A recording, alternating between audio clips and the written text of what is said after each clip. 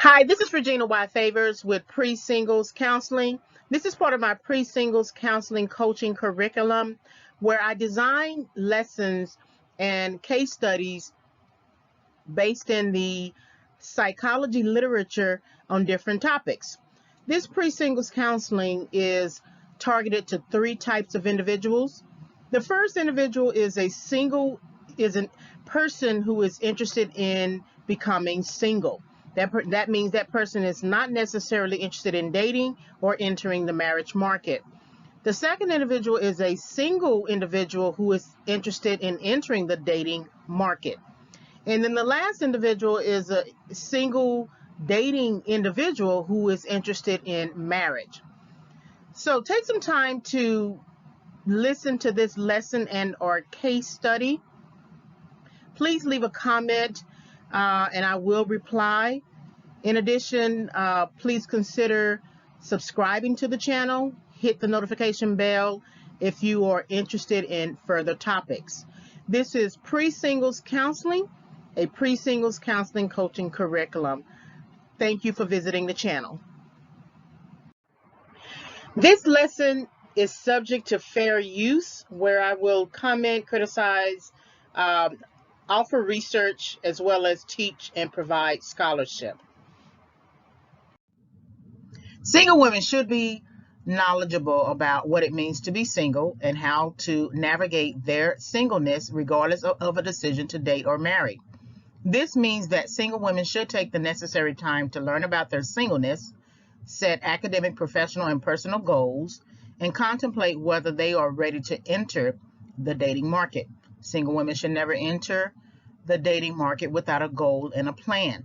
Therefore, one of the most important aspects of being a single woman is that you can plan your transition, establish a time schedule, set mating preferences, and learn about how men and women date. PreSingles counseling is based in a decision to enter or exit singleness. PreSingles is the time period between single and contemplation of dating. There is a difference between being a single individual and being a single individual who has entered the dating market, which includes the sex market. PreSingles counseling reflects the processes by which an individual researches, learns, and plans to navigate life either as a single, a dating single, or a single interested in marriage. So PreSingles counseling is defined as the research processes and planning for entering a state of singlehood. The main target audience is 18 to 45 years of age, man and woman. However, middle school to high school students are considered. Processes include single to single, so that is that transitional time prior to entering the dating market at any age. Single to dating single, that transitional time prior to considering marriage. And then single dating to marriage, that transitional time prior to and after premarital counseling. PreSingles counseling is the immediate strategy of adopting life plans to manage the self as a responsible individual adult up to and including a major life change. So here are some pre-lecture discussion questions. So are you single? This question means single without separation or dating rotation or on again, off again, boyfriend, or any other romantic relationship, including rebounding and dating. Why are you single? Are you enduring a recent separation from a romantic partner? Do you plan to remain single? What are your plans to change from single to a member of a romantic couple or marriage? Do you have a financial plan as a single woman? And you will see throughout this lecture, this orientation course, that I focus most, if not all, of the topics on having a financial plan. We oftentimes make unsound decisions based upon the fact that we don't have enough money, or we are looking for money, or we are looking for someone to cover us and we are not covering ourselves financially. So keep that in mind. You will see throughout this orientation multiple references to financial planning. Pre-discussion. So what is your SWOT? So I'm using SWOT that you would normally see in business as a way to get you to engage your own personal SWOT. So what are your strengths? What are your weaknesses? What are your opportunities? What are your threats? So after each section, I will ask you what your SWOT is. So the 10-year career plan, knowing the requirements for advancement. You base a 10-year and/or career plan off the objectives of your industry. So what does your industry require for movement between career levels? Do you have budgeting, scheduling, supervising experiences? Working first as a coordinator and then as a supervisor would expose you to the requirements of supervision. You base a 10-year and/or career plan off continuing education requirements for your profession. So what licenses and certificates are required for your entry and continued investment into the field? What are the consequences for not ensuring your licenses are up to date? And you can research this information via your industry organization website, as well as on the state and/or federal websites that govern the industry. So there are certain fields that require you to complete continuing education, and you must have a license. And if you don't ensure your license is up to date, you're not valid. It's like the person who doesn't have a driver's license or is out of date. It has expired. Okay, then you're not valid. You're going to receive a ticket, right? It's the same thing in your own field. That, say for instance, we're going to get into the accountant. The accountant must have a CPA license, because the accountant signs the financial statements, and anyone who signs the financial statements must have an up-to-date license. Otherwise, the company could be charged with fraud, right? So when you are thinking about your 10-year career plan, you want to think about it in terms of you being able to make sure that you know what your field actually requires and what it requires of you continually or in perpetuity until you quit the job. You base a 10-year and/or career plan off establishing records of successes from entry level, supervisor, and middle management levels. What are the standard record of accomplishments necessary to move between levels? Conducting an information interview with someone in the field would provide the answers you need. So the standard record, so say for instance, the field is a sales oriented environment. So you know you have to meet quotas. There's no way around that. You have to meet a certain number of quotas. Everyone, if they're getting into like the stock market, financial investment fields or whatever, everyone is a broker, right? You pass the Series 7 license test, right, to get the Series 7 license, and then you go in as a broker and you're trading, right? And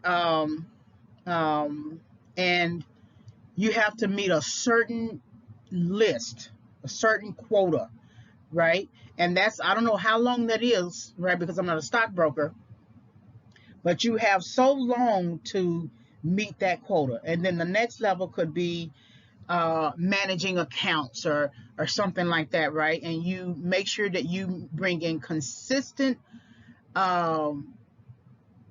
money, accounts, and funding, and you keep you don't lose any client.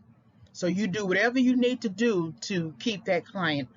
And then the next level could be you managing people, right? A few people up under your management, your supervision, and you make sure that they continue to manage clients, keep funding, meet their quotas, etc. So that's a standard record of accomplishments, level by level. That's something that you should know. You don't come into that environment saying you're going to do something new. It doesn't work like that. Everyone has to pay their dues. Everyone has to move up, and everyone has to meet their quotas. Everyone has to move up in a logical, ordered fashion.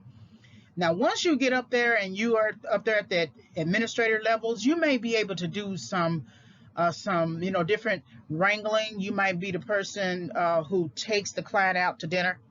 You know, some of your duties you begin delegating them more, and then some duties might be that you give commentary on a news, cable news program or something like that. Then you might consult. Later, you might decide that you want to have your own investment organization, financial organization, right? And then that sort of increases your capacity. But you've had all of that time working through your strengths, your weaknesses, your opportunities, and your threats to now realize that you can do this. Preparing the 10-year career plan. So I want to get into sample research and preparing to become an accountant, and how to use Bureau of Labor Statistics. So you should be familiar with this. If not, this is off the Department of Labor website, and it shows you basically how to prepare yourself for your field. So let's look at the accountant. The reason why I like to use the accountant more than any other sort of sample job description is because people don't really understand what accountants really do.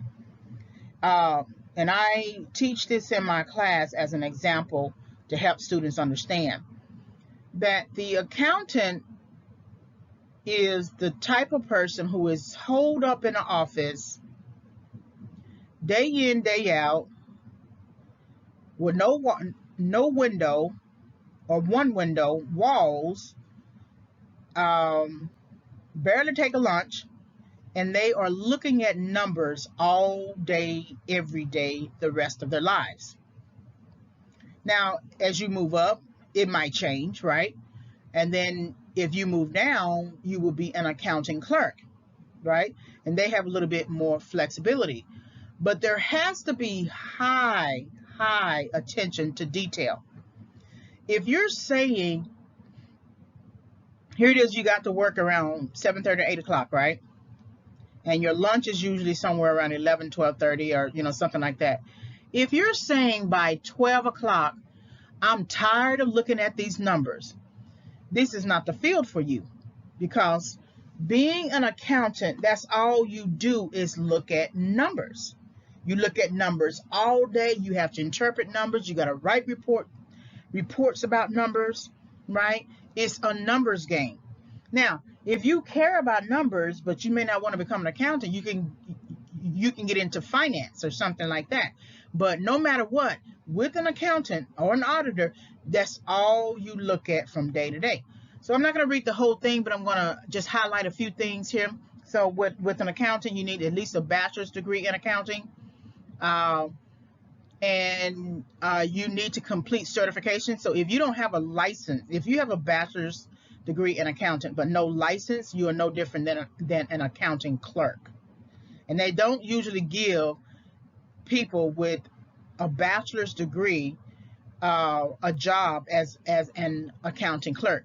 So as you are preparing for transition while you are in college, you need to prepare for that test, because you have to take that CPA test in order to get the license, in order to get the job, in order to sign financial documents, right? So there's an accounting degree. Usually, to know your field, you need to know if you need a master's degree. You need to know that field, so that industry, that organization. So if you're at the lower level accountant, like a junior accountant, you may still be in training, right? So they may take you on as a boutique organization, take you on and say, in about 2 years, you need to take that test and pass that test, right? Before we even consider moving you on, right? Well, you'll know if they care about those things by looking at a sample job description. Go to the organization you think you might want to work for, go to their job listing and see if they have an accountant position. And if they're asking for all those X amount of things just to come in, even as a junior accountant, then that gives you planning time. That means you need to take some time to plan how you are going to accomplish that, pay for that fee to take the test. And then some universities offer specialized programs, right? And then you usually gain experience through internships with public accounting or business firms. Another thing you want to think about in terms of your education preparation, if you want to work in public service, then it is good for you to get a bachelor's of science in accounting, but then get a master's in public administration. So that means you know the accounting aspect of it, and you may end up having to get a master's in accounting as well, but at least you get that foot in the door. But the public administration is access to the local government industry. So now you understand the industry, what it requires, what the financial statements look like within that industry, what the process is, right? So those are things you want to consider in terms of education preparation. If you're thinking about licenses, right? So any accountant who files a report with the Securities and Exchange Commission is required to be a licensed, certified public accountant. So if your organization is a publicly traded company, they are required to file with the SEC, right? And so sometimes, as noted here, employers may pay the costs associated with the CPA exam. It just depends on the company. CPAs are licensed by their state's Board of Accountancy. So becoming a CPA requires passing a national exam and meeting other state requirements. All states require CPA candidates to complete 150 semester hours of college coursework to be licensed, which is 30 hours more than the usual 4-year bachelor's degree. Many schools offer a 5-year combined bachelor's and master's degree to meet that 150 hour requirement, but a master's degree is not required. But that's important to know, that if the CPA license the test requires you to meet 30 hours beyond your regular 4-year bachelor's degree, and if your school, your program offers a 5-year combined program, it's better to take that program. So that means that gives you 5 years of planning into your field, taking maybe internships and volunteer opportunities, etc. But that gives you an opportunity. All states use the 4-part uniform CPA examination from the American Institute of Certified Public Accountants, which you might end up having to join as an organization member. Candidates do not have to pass all 4 parts at once, but most states require that candidates pass all 4 parts within 18 months of passing their first part. All states require CPAs to take continuing education courses, including ethics, to maintain their license. So if you go on BLS.gov, this is the best place to show you, to help you plan your entry into the field, so that you're not confused. You don't get your diploma and then apply for jobs, and then when they say you need a master's degree or you need a CPA license, you're not confused, you're not surprised. BLS.gov gives you that information, and then you sort of pair it with the information about the company and what they also require. And remember, companies and academic institutions take all their information from the Department of Labor website, Bureau of Labor Statistics.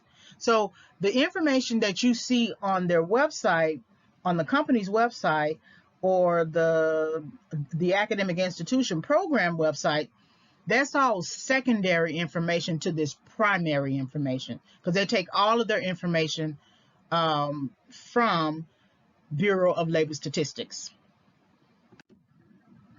So in terms of advancement, so you need to know what is required in terms of advancement. So usually anyone who wants to become a top executive or financial manager under accountant usually have some kind of background in accounting, for one, internal auditing, or finance. Entry-level public accountants may advance to senior positions as they gain experience and take on more responsibility. Those who excel may become supervisors, managers, partners. They may even open their own public accounting firm or transfer to executive positions in management, accounting, or internal auditing in private firms.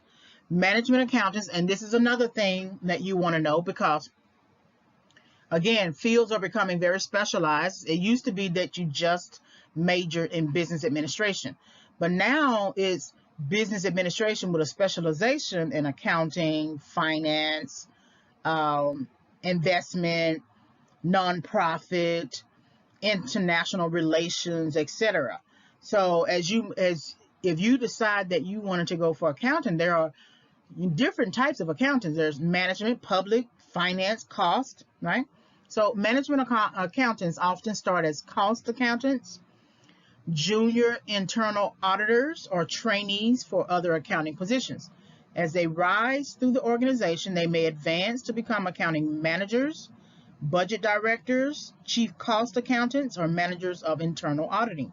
Some become controllers, treasurers, financial vice presidents, chief financial officers, or corporation presidents. Now, this is all up under management accounting. Accountant. Public accountants, management accountants, and internal auditors may move from one type of accounting and auditing to another. Public accountants often move into management accounting or internal auditing. Management accountants may become internal auditors, and internal auditors may become management accountants. However, it is less common for management accountants or internal auditors to move into public accounting, right? So that's giving you a distinction that if you are a public accountant, you may move into a management accounting or internal auditing. But if you are a management accountant or internal auditing, it's less likely that you will move into public accounting, because those are two different industries. I think they are hinting at the fact that those are two different industries. So if you know you want to get into service, public service, you need to gear all of your efforts towards you getting into public service, and you tailor your individual programs and preparation towards that. But if you want to work for corporate America, you wouldn't get a master's of public administration. You may get a master's of business administration and maybe specialize in certain types of accounting or finance. So important qualities are important. And what you will often see is, remember that there needs to be a very high focused, conscientious effort towards, accounting for detail. So you got to be a person for an accountant to have analytical and critical thinking skills. So these are the types of people who critically evaluate data, identify issues in documentation, suggest solutions. For example, internal auditors might detect fraudulent use of funds, and public accountants may work to minimize tax liability. So you got to know the difference, right? Communication skills. So the time that you do come out of that office, you got to be able to communicate what you have found. So you got to be able to listen to and discuss facts and concerns from clients, managers, and other stakeholders. You can't come into meetings and say, okay, everything's all right. That's not how things work in that particular environment. You must also be able to discuss the results of their work, both in meetings and in written reports. When people say English is not necessary, well, wait till you get to the levels where you are required to write reports, because you got to be able to communicate in writing your your initial issues, problems, research question, hypothesis, or whatever, and then what those results were, and then what your solution might be to resolve that issue. You got to be able to speak that, write that, right? Detail oriented. You must pay attention to detail when compiling and examining documents, especially for tax. Math skills. You got to be able to analyze, compare, interpret facts. Advanced math skills such as calculus, statistical analysis, right? And then later, uh, lastly, organizational skills. So you got to be a person who is organized, because you got to be able to organize facts and data and information and statistics. And we got to be able to find that information. If you're referencing something and using a citation referencing method or style, we need to be able to find that information. That's why library science is a very important major, as well as course, right? With library science, you learn how to group and classify information, right? So that it is retrievable. And when you are in certain types of fields that are highly specialized and highly detailed and require a lot of analytical and critical thinking and detail-oriented strategies, the most important thing is being able to access that information. You don't want to make it hard for people to be able to find what they need, because your numbers become their numbers if you are in this field. And if they need to support their numbers, they need to be able to access your numbers. So you can't go around trying to hide your numbers. So knowledge check, 10-year career plan. What are the advanced degree requirements for your field? Although you may have a bachelor's degree, does advancement require a master's degree? What are the licenses and certificate requirements for your field? Does your field require completion of an exam for certification? What are the continuing education requirements for advancement? And then what are your important qualities central to sustaining your hold on that position? How long do you want to stay in one position before moving forward into another position? And, as you increase your capacity and your desire to want to move up, continuing education coursework is already required. But if you want to move up and it requires a certain level of skill set, then you may have to take other types of courses in other types of ways. So, conclusions, beliefs about mistakes. So I don't have a full conclusion. I just thought that this right here, this quote from the film Unfaithful, was very important. When I put this presentation together, I thought about it. The movie had just come on HBO, so it was very fresh in my mind. But this is the conversation that Paul Vartan is having with Connie Sumner in Unfaithful. Richard Gere was her husband. And she was talking about mistakes or something like that. And Paul Vartan made a very interesting statement that I did not catch. All the times I have watched this film, I did not catch it until now. And it could be because it was for me to catch it now. There is no such thing as a mistake. There is what you do and what you don't do. And it is as simple as that. It is black and white. It is not issues of gray. That there is the thing that you do, and then there's the thing that you don't do. And so if Connie did not want to have an affair, then she didn't have to do it. There was nothing that forced her to have an affair. She forced herself. She sought it out. She visualized it. She sought it out. She made the call. She visited him multiple times, and she had an affair, period. She had already had an affair in her heart emotionally even before she got there. But there is no such thing as a mistake. There is what you do and what you don't do. And that's what I want to leave you with, that even if we're not talking about affairs in this pre-singles counseling coaching curriculum orientation, that if you find yourself getting into the dating market and the sex market, and then you get pregnant or something like that, and you didn't intend for that. You say that out loud, I didn't intend for that, I wasn't planning for that. Well, you actually were planning for that, because if you didn't use any protection, right, you were planning for it. But this is something, if you date with purpose, if you date with a goal, as a single individual, this will help you to hedge against that particular issue.